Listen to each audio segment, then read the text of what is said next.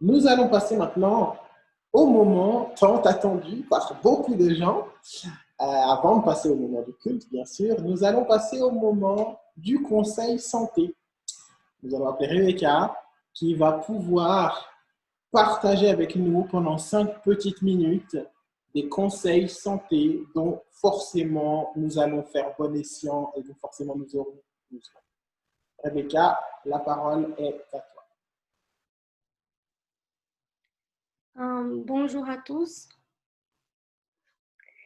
Vous m'entendez bien? Ok. Donc, moi, je vais partager mon écran.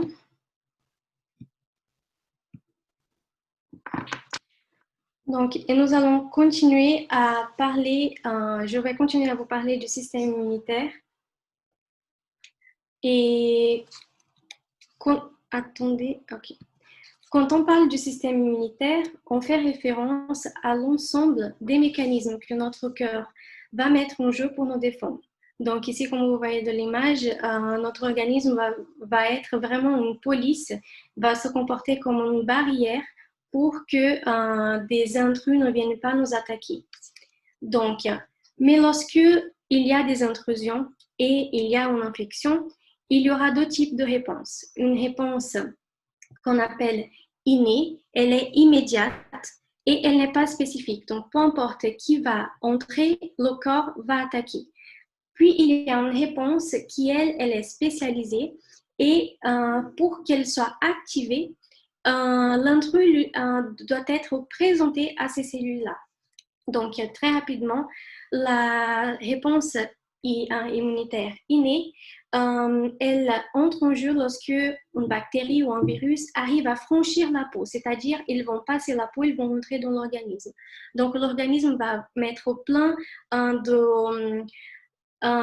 d'éléments en jeu pour nous défendre. Donc, par exemple, c'est l'inflammation. On peut aussi avoir, pendant l'inflammation, de la fièvre.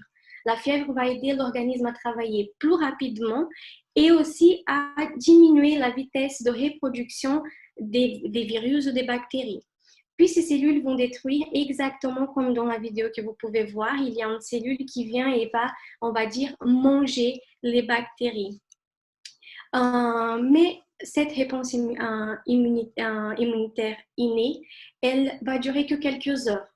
Donc, c'est pour cela que des cellules qui vont agir très rapidement, elles vont prendre des parties des virus qui ont été mangées, digérées et vont présenter à des cellules spécifiques du système immunitaire des globules rouges, on l'appelle les lymphocytes.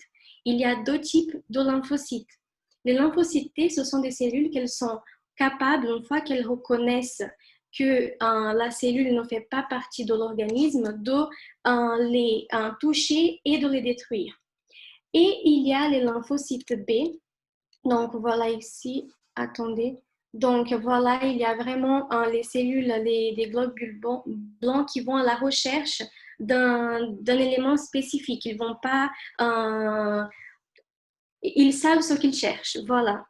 Donc, voici une vidéo pour vous montrer un peu comment ça marche, cette réponse adaptative. Donc, les lymphocytes B, comme je vous disais, elles sont capables de se multiplier une fois qu'elles sont activées. En fait, il y a des cellules qui, pendant l'inflammation,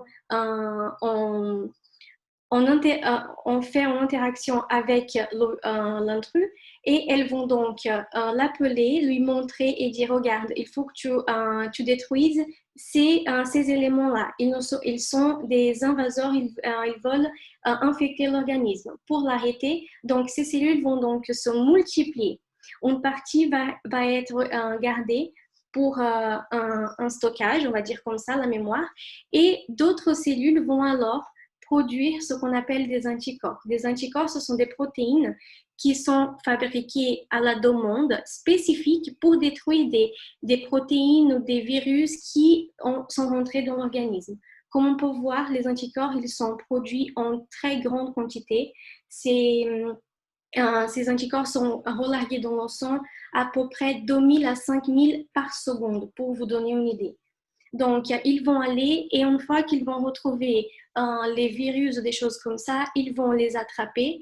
Et une fois qu'ils sont attrapés, les cellules, ici on voit un autre exemple, ils vont pouvoir plus facilement, encore une fois, manger et détruire ces intrus. Donc, comme moi j'avais dit, le système immunitaire, il est capable de garder une mémoire. C'est-à-dire qu'il a une capacité de garder dans un stockage, on va dire comme ça, toutes les virus et les bactéries que notre organisme a déjà rencontrées. Donc, par exemple, pour un individu adulte, on estime qu'il y a de 1 milliard à 100 milliards de protéines ou de virus et de bactéries qui sont stockées pour que dans une deuxième rencontre avec ces mêmes ennemis, ces mêmes pathogènes, la réaction soit beaucoup plus rapide. Les cellules, les lymphocytes n'auront pas besoin d'avoir une présentation parce qu'elles connaissent déjà. Donc, cela explique aussi explique aussi qu'il y a des maladies, des choses, par exemple la varicelle, on ne prend pas plus de 2 fois, on ne prend pas 2 fois dans notre vie. Donc, comme vous avez pu voir, le système immunitaire, c'est quelque chose de très complexe. Il mélange plusieurs choses. Ce ne sont pas des cellules qui vont travailler toutes seules, mais elles sont en contact avec le système nerveux, donc le cerveau, mais aussi avec des hormones. Et donc, ils vont envoyer des messages dans tout l'organisme. Ce sont vraiment des éléments très complexes. Et là, on peut voir comment Dieu, il est merveilleux, comment il a planifier notre corps. C'est vraiment quelque chose de très organisé. Les cellules n'agissent pas de manière autonome, désorganisée, mais il y a vraiment comme une vraie police. Elles vont fonctionner, il y a un ordre, il y a une direction. Donc voilà, je voudrais vous montrer comment, on va dire, l'armée de notre corps nous défend à chaque jour, à chaque instant, pendant toute notre vie.